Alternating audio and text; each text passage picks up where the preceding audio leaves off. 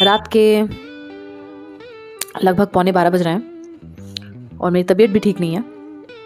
फिर भी वीडियो बना रही हूँ मैं, क्योंकि आज आप लोगों को कुछ बताना नहीं है, बल्कि आप लोगों से कुछ पूछना है मुझे। मुझको ये पूछना है। उससे पहले मैं अपना इंट्रोडक्शन दे देती हूँ। हेलो दोस्तों, मैं हूँ सात्विका राही और फिर से एक बार स्वागत है आपका मेरे यूट्यूब चैनल ड्रीम बिग मार्गदर्शन में। दोस्तों, आज आप सबसे ये सवाल पूछने आई हूँ कि कहीं आप स्केपिस्ट तो नहीं हो। स्केपिस्ट क्या होता है? अब आपके दिमाग में तुरंत ये सवाल आएगा कि ये स्केपिस्ट क्या चीज़ है या क्या होता है, या अगर लोग हैं तो ये किस तरह के लोग होते हैं।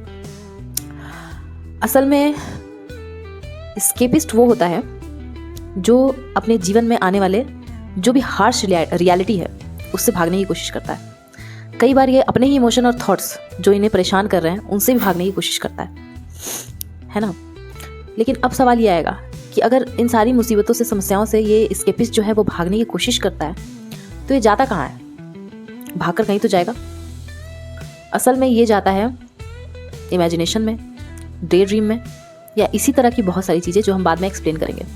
इस वीडियो में आपको ये जानने को मिलेगा कि कहीं आप स्केपिस्ट तो नहीं है, स्केपिस्ट क्या होता है, कौन होते हैं, और अटैचमेंट स्टाइल क्या है। आपका अटैचमेंट, साइकोलॉजी के अनुसार आपका अटैचमेंट स्टाइल कौन सा है, और क्या स्केपिस्ट और अटैचमेंट स्टाइल्स का एक दूसरे से कोई कनेक्शन है या नहीं है। वीडियो बहुत ही अलग होने वाला है, क्योंकि मैंने कुछ जनरेशन जेड के कुछ लड़के लड़कियों से बात की, तो उन्होंने मुझे ये टॉपिक सजेस्ट किया था, क्योंकि उन्हें ऐसा लगता है कि उनके जनरेशन में ये स्केपिस्ट टाइप के लोग बहुत हैं जो अपनी मुसीबतों से, अपने ही विचारों से या अपने इमोशन से भागना चाहते हैं। तो इसलिए आज मैं आप लोगों को कोई ज्ञान देने नहीं आई हूँ, बल्कि कहीं ना कहीं आपकी समस्या का समाधान लेकर आई हूँ। ऐसा नहीं है कि ये क्वेश्चन मैंने जनरेशन जेड से पूछा तो ये समस्या केवल उनकी ही होगी। मैं श्योर हूँ कि ये समस्या और भी लोगों की होगी, वो भी मुसीबतों को देख के भागना चाहते होंगे।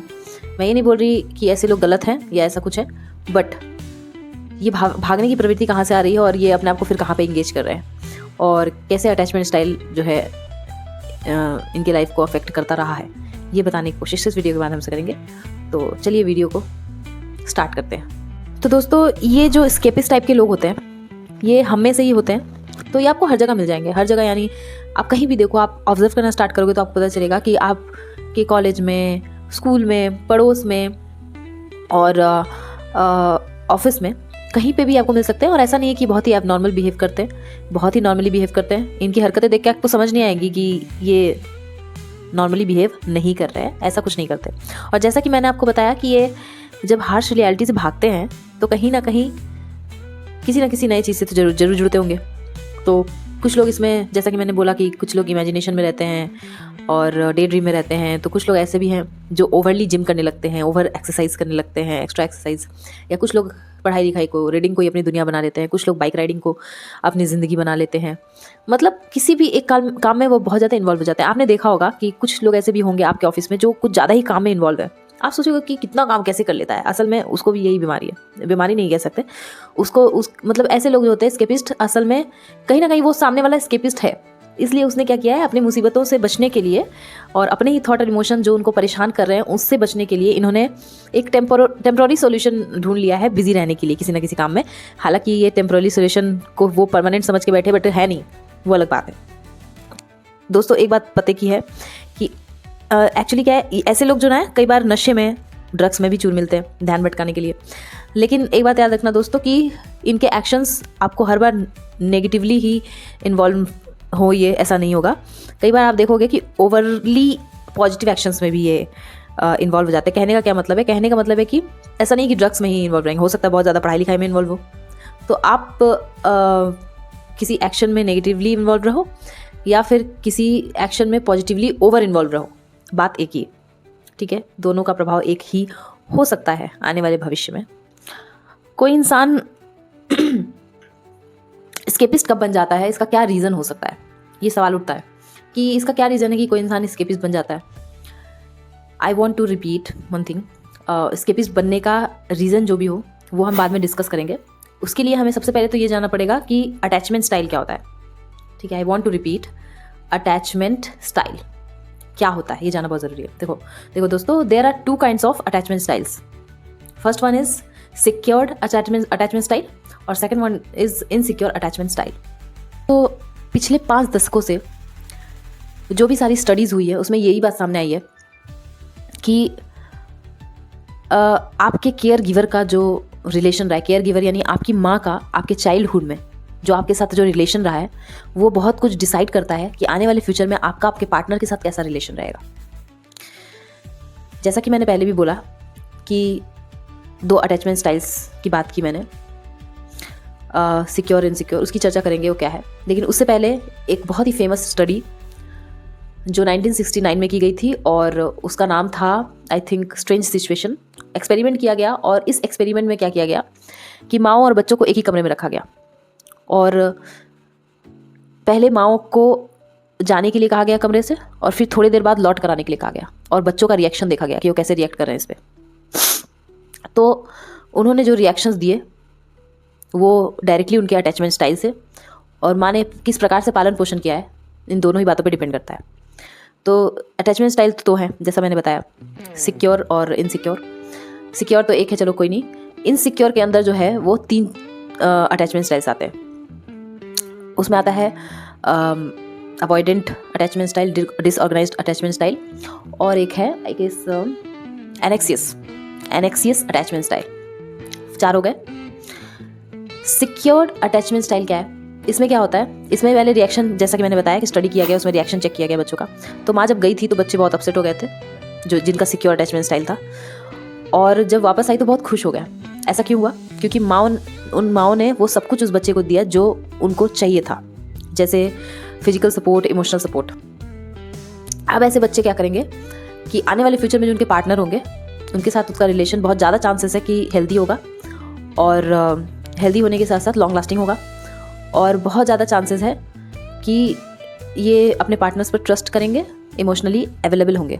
और ऐसे जो सिक्योर अटैच्ड जो लोग हैं, अगर परसेंटेज के हिसाब से देखें तो ये 58% लोग जो हैं वो सिक्योरली अटैच्ड होते हैं। ठीक है, यानी उनका सिक्योर अटैचमेंट स्टाइल होता है 58% लोगों का। दूसरा अटैचमेंट स्टाइल है एनेक्सियस अटैचमेंट स्टाइल। इसमें जब माएँ बाहर गई तो बच्चे बहुत ज़्यादा अपसेट हो गए और जब वापस आई तभी कुछ खास कंफर्ट फील नहीं कर रहे थे। ऐसा इसलिए हुआ कि क्योंकि इसमें माएँ जो थी वो इनकॉन्सिस्टेंट थी, मतलब नियमित रूप से वो फिजिकली और इमोशनली सपोर्ट नहीं दे रही थी, जिसके कारण बच्चा जो है बहुत ही कंफ्यूज हो गया और बच्चे को ये लगने लगा कि पता नहीं फिजिकली और इमोशनली सपोर्ट मिलेगा भी या नहीं, और मिलेगा भी तो पता नहीं कब मिलेगा। ऐसे लोग फ्यूचर में जाके अपने रिलेशनशिप में बहुत ही क्लिंगी और नीडी हो जाते हैं और इनके अंदर हमेशा एक फियर बना रहता है कि कहीं इनके जो लव्ड वंस हैं वो बिछड़ ना जाए, उनको छोड़ ना दे। दोस्तों, तीसरा अटैचमेंट स्टाइल है अवॉइडेंट अटैचमेंट स्टाइल। इसमें जब माएँ बाहर गई तो बच्चों ने या तो बहुत कम रिएक्ट किया या तो रिएक्ट ही नहीं किया, और वापस भी आई तो भी सेम ही रहा। ऐसा इसलिए हुआ क्योंकि इनकी जो केयर गिवर थी, इनकी जो माएँ थी, वो उनके अंदर या तो लैक ऑफ इमोशनल सपोर्ट था या तो इमोशनल सपोर्ट था ही नहीं, जिसके कारण बच्चे जो थे कुछ ज़्यादा ही मतलब ओवरली सेल्फ सफिशिएंट हो गए। ऐसे लोग जो होते हैं वो अपने रिलेशनशिप में आगे चलकर बहुत ही सेल्फ डिपेंडेंट होते हैं, डिपेंड नहीं रहना चाहते और अपने फीलिंग्स को या अपने इमोशंस को एक तो व्यक्त करना पसंद नहीं करते या खुद भी कुछ खास पसंद नहीं करते, अपने इमोशंस को मतलब समझना पसंद नहीं करते और दूसरों के इमोशंस को भी नहीं समझ पाते हैं। ज़्यादातर ये ऐसे लोग होते हैं। ये अवॉइडेंट अटैचमेंट स्टाइल वाले लोग जो होते हैं वो 23% तक हैं और ये दूसरों से अपने आप को डिस्टेंस कर लेते हैं और पहले ये मान लेते हैं, एज्यूम कर लेते हैं कि दूसरे जो है इनको डिसअपॉइंट ही करेंगे। यही कारण है कि किसी के लिए अगर इमोशन भी इनके अंदर जागता है तो धीरे धीरे अपने आप को दूर करने लगते हैं। इस तरह ये कुछ अच्छा भी होने वाला है, किसी से अटैच भी होने वाले हैं तो नहीं कर पाते हैं। ये दिक्कतें इनको बहुत ज़्यादा आ जाती हैं। चौथा है डिसऑर्गेनाइज्ड अटैचमेंट स्टाइल। इसमें क्या हुआ, जब माएँ बाहर गई तो बहुत ज़्यादा ही डिफरेंटली बिहेव करने लगे, मतलब एकदम बेतुका बिहेव करने लगे। ठीक है बच्चे, और वापस आई तो मतलब बहुत ही बेतुका बिहेव करने लगे।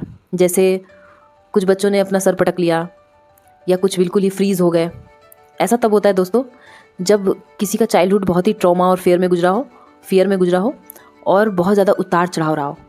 ऐसे में ये जो होते हैं, ये बच्चे जो होते हैं इस अटैचमेंट स्टाइल वाले होते हैं, वो बड़े होकर पार्टनर के साथ एक हेल्दी रिलेशन नहीं बना पाते। ऑफकोर्स बहुत ही दिक्कत होती है इनको।